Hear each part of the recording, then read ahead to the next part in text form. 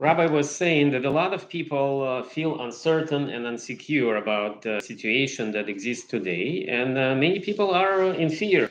They feel that their security being compromised, and they feel that it's hard for them to function. They're distraught at that point. And why is this happening? Because of the war in Israel. Yes, we had such a secure situation, and people thought all this Iron Dome and everything that Israeli forces, who is like a fifth best army in the world and the best security in the world, and suddenly it all fall apart. Why did this happen? And they're very fearful, and they can't find shalom with themselves. So the main lesson that we learn from this is that we should not have our security based on how well armed we are, but based on our emunah is Hashem.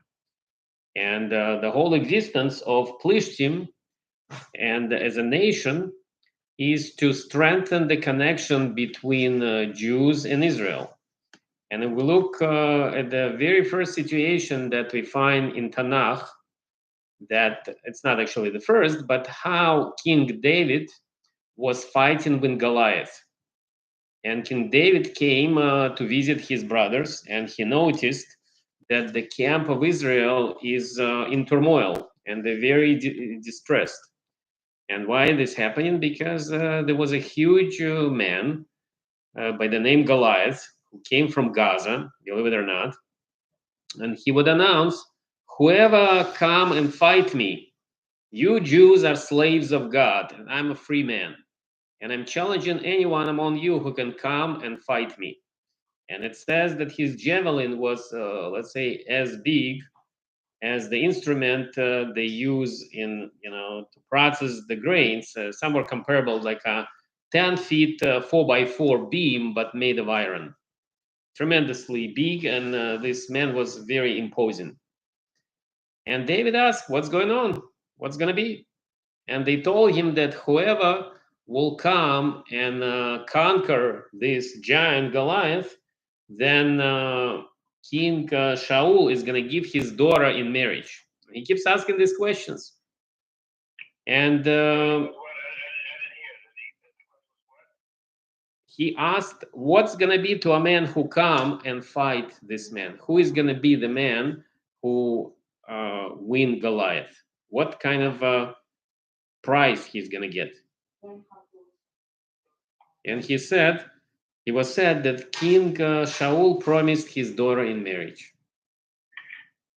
So David pretended that he's doing this only to get married and to get married to a daughter of the king. But in reality, it was totally different reason he went there. And when he came out, Goliath was shocked to see this young man, young boy, he called him, and he was taking few stones to fight Goliath with him. And Goliath think, am I a dog that you coming to me with stones? I'm gonna give your flesh to birds and to the dogs. That's what Goliath think. But David says, you come and you uncircumcised. You are blemishing Hashem. You are trying to destroy Jews from saying Shema. That's what he was doing. He was coming every time, the time of saying Shema, he would come and start challenging the Jews. So David say, you coming with me to fight me with javelin and a spear and knives, but I'm coming against you with the name of God. And he hit him with the rock and he killed him. With one hit, the only unprotected spot on his body that was there, and he hit it in that particular spot and he killed him. So that teaches us that emunah in Hashem, this is what we need, because when we have a fear of God, then we are not afraid of anything else. When we have this Yiras Hashem, fear of God, then the place of ira, place of being of the fright is already taken. And the one who is afraid of God is not afraid of anything but God. And that was an example of King David. And that's the mission of Plishtim, to achieve this unity among the Jews, which is happening right now, and a unity between Hashem and his nation. So, and then we're going to go in a little bit of overview of this week's Gemara. And very interesting note that I noticed, and everyone who learned Daf Yomi probably noticed it already many times, that when over the week of learning, we also find something that corresponds to this week's Parsha.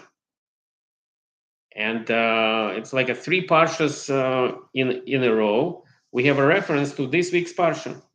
I'm gonna find the place and show it to you in a minute, but we're just gonna get starting with Gemara.